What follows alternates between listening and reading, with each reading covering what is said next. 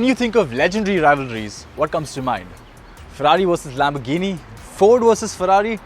But how about these two? Cars that you see almost every day on the streets. Bittersweet rivalry for almost 50 years now.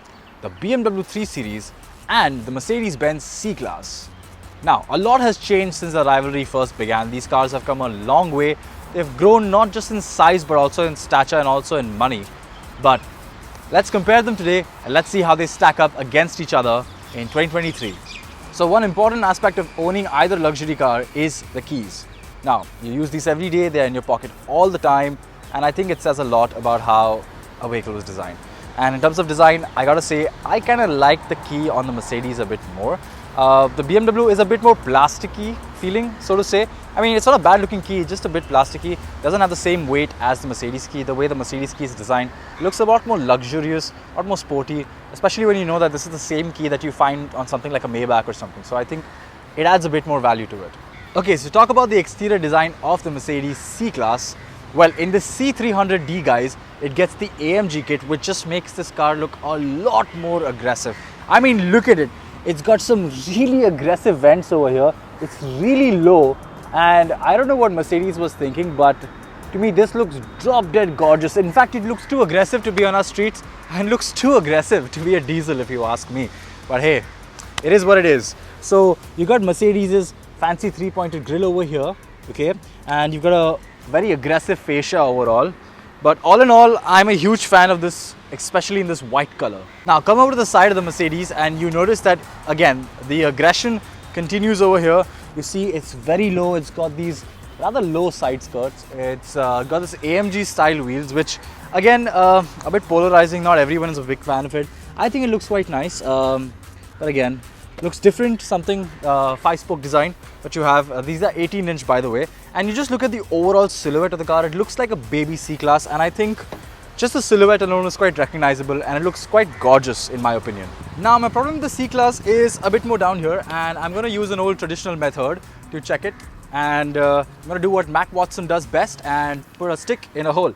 So as you can see over here, it's a fake vent. It's a huge vent, but a fake one. I mean, I could fit my whole fist in here and it's a fake one, so that's quite disappointing. I'm not a huge fan of putting my fist in holes, but yeah, had to do that just to show you how fake it is. I don't know what AMG was thinking. I think they could have just done without it, but I guess for all of you aesthetes, maybe this adds 5 more bhp or something. So for its facelift, the BMW 3 Series now comes in the M Sport avatar as standard, and as you can tell, it's become a lot more aggressive and angular with the front design. So if you look down here, it doesn't appear as aggressive as the C-Class, mainly because the C-Class is a lot lower in terms of ground clearance, but everything else is just as aggressive. You have a nice new DRL design, which is a bit different from what we're conventionally seeing. Gone are the days of the Corona ring, where instead now you have these angular eyebrows staring and glaring at you as you go down the road. But this is unmistakably BMW, and you can't mistake it for anything else. And it's not a huge departure from what the previous car looked like, but yeah, all in all, I think it looks a lot more smarter and a lot more upmarket than before. Alright, so as you can tell, the BMW 3 Series looks a lot longer than the C-Class, and for obvious reasons, because it is a lot longer. These rims over here, you have 18-inch 5-spoke design, similar to what you have a 5-spoke design on the C-Class. However, this is inspired by what I once saw on the M6 Grand Coupe, and it's trickled down to the 3 Series now. And I gotta say, this design looks really smart. It's very iconic. A lot of people have tried to imitate it with different brands, but yeah, I quite like the rim design. And this paint for me really does it. I really like the blue paint, and this is one gripe I have with luxury manufacturers these days, is not a lot of them play with colors. So I really appreciate BMW for sticking to the signature colors and giving this beautiful blue shade over here. Now, if you come along to the side over here, you notice this entire silhouette is unmistakably BMW. You can't fake it for anything else. And sure, now it's a bit harder to tell which BMW it is, given how long this car is. This is almost as long as any 5 Series that came before it. Now, the rear of the 3 Series, BMW has done a very simple, minimal job with the back over here. The taillight design, again, very clean, very neat, very minimal. This car is quite understated. You wouldn't be able to tell that this is a performance machine apart from the BMW badge over there. But yeah, very minimal, very clean, and not nearly as flashy as the C-Class. And I don't know, for you For folk like you who like subtlety, I think this would be perfect. But if you like flashy, then you should probably look at the C-Class. Now, talking about the exhaust. This one over here is a real exhaust in here. However, this cover on the outside is fake, but the exhaust is real. So you know what? Props to BMW. At least they didn't do what Mercedes did. But yeah. Also, another thing that I would like to mention is this panel over here. The diffuser is body colored, and I think it would have looked a lot better if it was black in color and would have just gone with the whole blue and black theme. But it's okay. I don't think it looks all that bad. Yeah. So that's the rear of the car.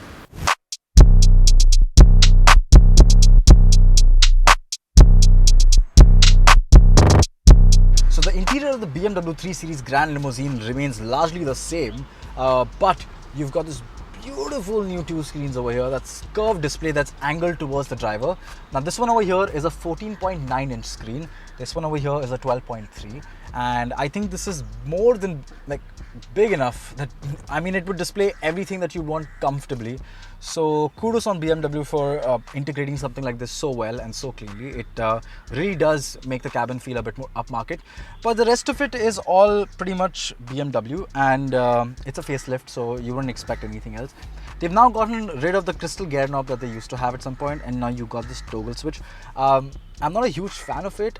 It's functional, it does the job, but aesthetically, yeah, something better would have been. I'm really glad that BMW hasn't gotten rid of this toggle. It makes just going through the menu while driving a lot easier, because the buttons are over here, you can remember them by memory, and you don't have to take your eyes off the road each time you want to access this over here. But apart from that, everything else remains the same.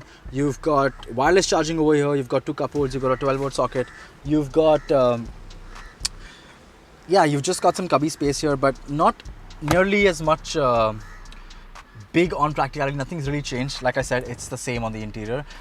Additionally, one thing that I really like that you get on the BMW is that you get these extensions, which I have to demonstrate over here because you won't be able to see mine. But yeah, headroom is great. Space in the cabin is really good, and all in all, I'm really pleased with the interior of the BMW 3 Series. So the back seat of the 3 Series. Now, again, the driver is set to my driving position, and as you can tell, I have way more legroom than I know what to do, and I can stretch my legs out all the way as far as I can, and it's a very comfortable place to be. You've got nice little cup holders over here, pretty neatly integrated, and the seat too feels a lot more comfortable. It's well bolstered.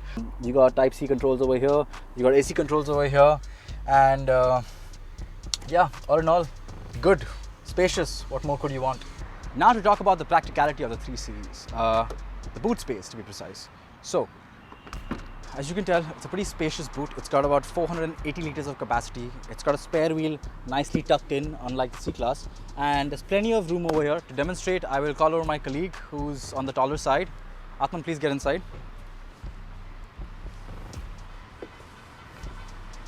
Some real automotive journalism happening right here. All right. As you can tell, you can very comfortably fit a full-size human being in here, and luggage for a weekend, very easy. So, all right guys, pack up, let's go back home. So the interior of the C-Class now, again, there's one word to describe this interior, and that is classy. Unlike the BMW, which looks a lot more modern, a lot more forward-thinking, this one seems to preserve its charm. You've got a nice display over here, nice display, more than sufficient screen space that you'd need. Now, unlike the BMW, there's no toggle switches here. Mercedes has cleaned the entire interior. They moved everything in the back over here, and even to control the screen, if you don't want to use your hands, you can use the panels over here, the buttons over here on the steering wheel, which is a double-edged sword that I'll come to later. But over here, you've got some storage space. You've got a wireless charging socket over here. You've got some nice space under the armrest, and overall, the C-Class is pretty practical. It has a lot more space, but it just hugs you a bit more. It's a bit more cocooned. Even the seats hug you a bit more, and the seats are slightly more comfortable than what you find on the BMW. Now, even though the BMW has better under-thigh extensions over here, you see the C-Class's seats already stick out a fair amount, so maybe you wouldn't need more under-thigh support unless you're really tall. But all in all, I like it. I like the driving position. I like the view outside, and the cabin is just a bit more cramped than the BMW, so to say. There's limited headroom. As you can tell, I barely have so much headroom with me. Leg space is, it's all adequate. It's not as spacious when you compare it, but standalone, it's good enough. What I really like about the C-Class is the interior, the ambient lighting package. It looks beautiful. It makes this car not only look classy in the day, but at night it just looks even classier, and you can customize it to whatever color you want. There's, I don't know, over 100 different color combinations that you can set, and it's fabulous, this car. So in the backseat of the C-Class, as you can tell, there's a bit less room over here than there is on the 3 Series. In fact, the 3 Series has a lot more room in the back. But still, the driver's seat is set to my driving position, and for someone of my size, I would say that I would fit here comfortably. However, the seats don't have the same level of under-thigh support. You also feel like you're sitting a lot lower and a lot more inside in the car. Headroom is a bit lower because of the low roofline. Shoulder room also seems a bit limited. I think for 3 people going together, it is going to be a bit more cramped, but for 2 people, it should be just fine. Now you got AC vents in the back, but no AC controls. You got no charging sockets in the back. You've got cup holders over here, which are nice. But all in all, oh yeah, one more thing. Now the sunroof. On the 3 Series, you have one clean piece. On this, you have like a huge division over here, which is quite an eyesore. It kind of takes away from it. But again, I'm nitpicking over here. That's not a major factor. The touch to the speakers, the choice of material, it's really nice. And it is more comfortable in the back over here. The seat material per se, but I think overall the backseat experience of the 3 Series is far better. Now to talk about the practicality of the C-Class. So the boot capacity over here varies between 435 liters to 480 liters because it's got a spare wheel lying over here. Props to Mercedes for giving you some storage space underneath over here, but that mostly goes for your tools and whatnot that you may have to carry. It's not a lot. So now to demonstrate just how big this boot is, I'm going to have my colleague Atman come over here again. Atman, please get in there. Yep. As you can tell, he fit in here, but it was clearly a lot more of a struggle for him. Atman, are you comfortable in there? No. Okay, he's not very comfortable. So your victims won't be very comfortable, but hey, do you care? I mean, this has more than enough space for you and your family. However, if you are all 5 people going for a long weekend, you may struggle a bit with boot capacity and you may have to leave your spare wheel at home, but that's a chance you may have to take.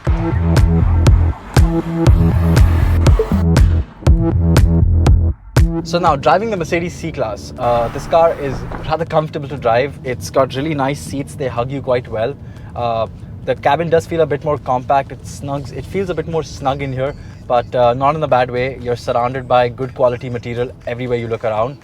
Now I do have a few problems and I'd like to get them out of the way before I start mentioning all the good stuff.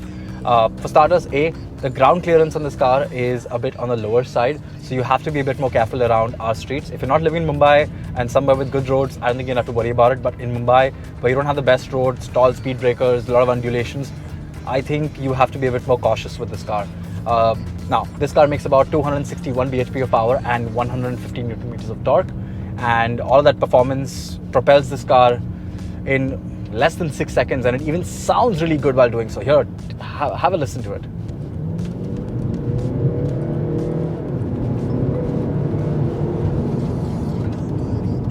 And this great sound from a diesel. I've never in my life heard a diesel that sounds this good. I've never driven a diesel that sounds this good. So this was quite a surprise to me just to hear the car. It's not just in the inside, it's on the outside too that you can hear it, and it sounds fantastic. So now that's all the goods, the bads.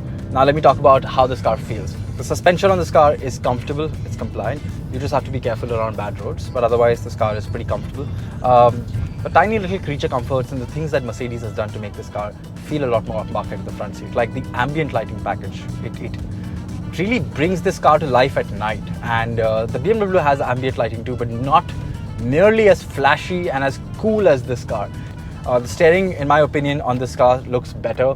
It feels a lot sportier, yet somehow also feels quite luxurious at the same time. It's easy to handle, and it's quite easy to drive this car around a city and tight roads. You know, it turns in really well. It does everything you want it to. Yeah, what more can I say? NVH levels are great in this car. You don't hear a lot of the outside. Now, one thing worth mentioning is that the Mercedes over here gets a 15-speaker Burmaster sound system that has a total output of 710 watts.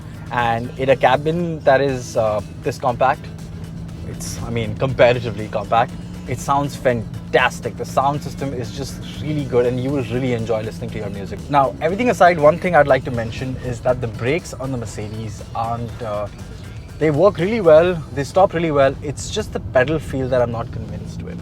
It has slightly wooden sort of pedal feel. They don't give you the best feedback, but the brake bite is there. It'll stop on a dime.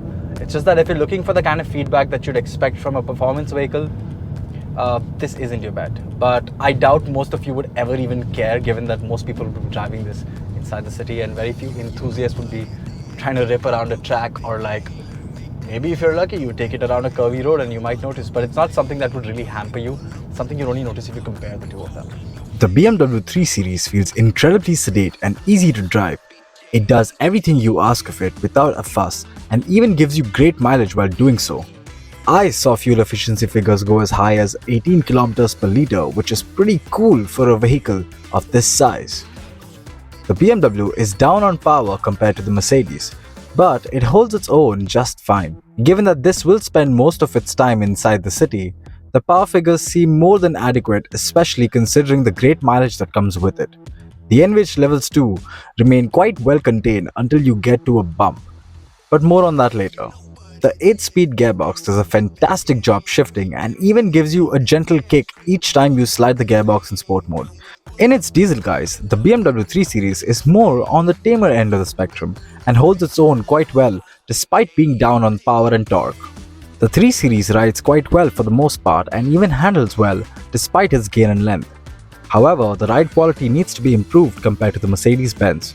Go over some bumps and undulations, and some sharper ones tend to spill into the cabin, leaving you with large thuds to ruin your peaceful ambience.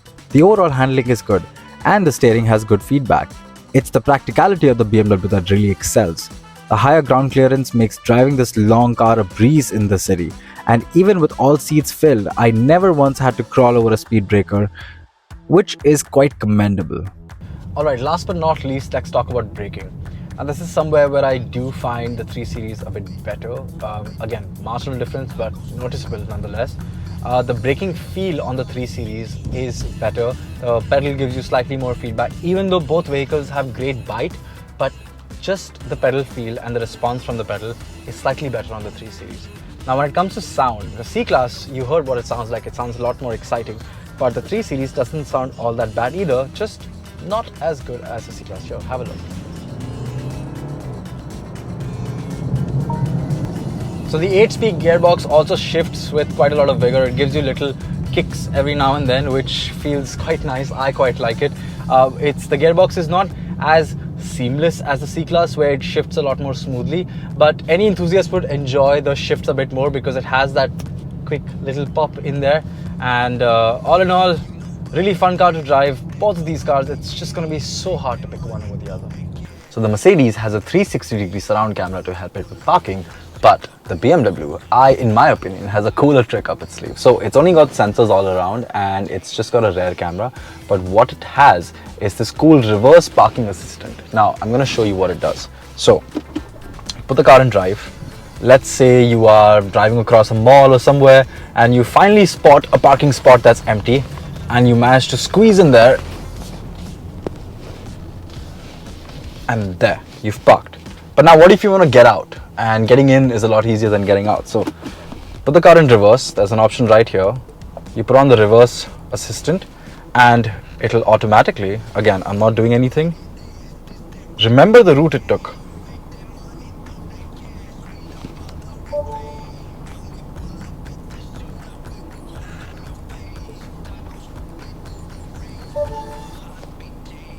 And bring you back where you started. How cool is that? Now, for the verdict, it's not going to be a simple one. I'm not going to lie. I would hate to be the generic guy to tell you, if you're this kind of person, get this car. If you're that kind of person, get that car. But the truth is that these vehicles, the way they're spec'd, the way they're priced, it makes it very complicated to pick just one over the other. It's not a night and day. So when it comes to pricing, this is priced at 59.5 lakhs and the Mercedes is priced at 63 lakhs. So does the Mercedes justify its higher price? I would say in a lot of ways it does. When you consider the better sound system, the better performance, the better ambient lighting, the little tiny creature comforts that the Mercedes adds in to make the packages seem better, does add value to it, okay? So At the end of the day, I've brought you the facts, I've brought you the figures. It's time for you to make an educated decision. I would say, go take a test drive, see what really pulls onto your heartstrings. For me, both of these cars do great things in their own way. When it just comes to performance, the Mercedes does extremely well. When it just comes to practicality, the BMW makes a really good case for itself. So I would say, go out, test drive these vehicles and see which one you like better. This is Gavin Rodriguez signing off.